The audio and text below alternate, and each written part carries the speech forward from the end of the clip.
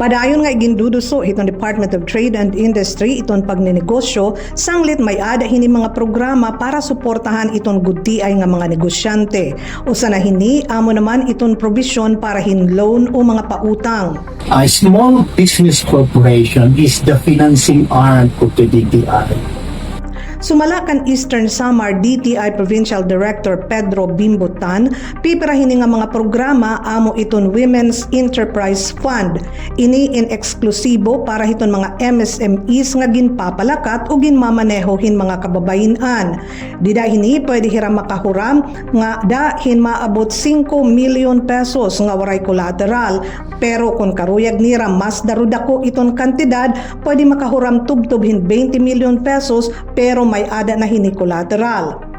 May ada gihapon OFW Negosyo Fund. Loan facility ini para naman hiton mga overseas Filipino workers nga karuyag magnegosyo. Para hiton mga magtitikang pala, pwede hira makahuram tikang hin 30 mil nga dahin 300 mil pesos nga waray collateral.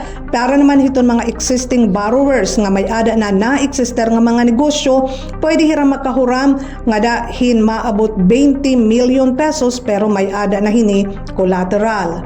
May ada gihapon tinatawag nga e-transport loan para inihiton mga gudtiay nga mga transport operators nga karuyag bumalhin paggamit hiton mga e-vehicles o mga electric vehicles.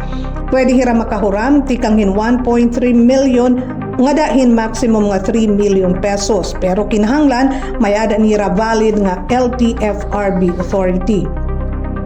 Dara hindi may ada na 56 nga gudtiay nga mga negosyante ang nakatagamtam han pautang tikang naman hiton SBC o Small Business Corporation iton financing arm hiton DTI. Naabot inihin 9.384 million pesos din hila ha Eastern Samar. Ini nga mga pautang in may ada 1% kada bulan nga interes. Kasumpay hini ginaagat naman hiton DTI iton mga interesado magnegosyo nga singabuton iton mas masayo na yana nga proseso dara kay online na ini. Karagsid ngon diri na kinahanglan magbinalik-balik nga da naman hiton mga opisina hiton DTI dara kay pinaagi na ini hiton SB Corp Money Up.